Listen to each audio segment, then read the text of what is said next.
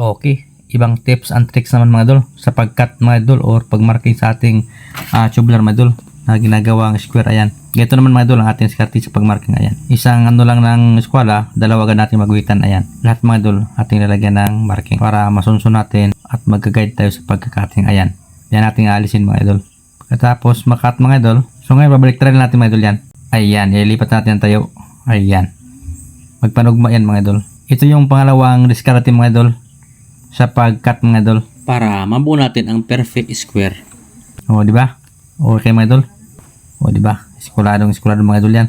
Kapag ganito kasi ang diskarte mga idol sa pag-cut mga idol, makuha talaga natin ang perfect na tamang sukat mga idol sa ating ginagawang square or diamond. Compare doon sa buo na ating i-bend lang ay hindi po tutugma yun sa tamang sukat mga idol na gusto natin. Tayo namang manggagawa ay may kanya-kanya tayong diskarte no kung paano ang pag-cut. Ang mahalaga, tumama or makuha natin tamang sukat na ayon sa pattern natin ginagawa.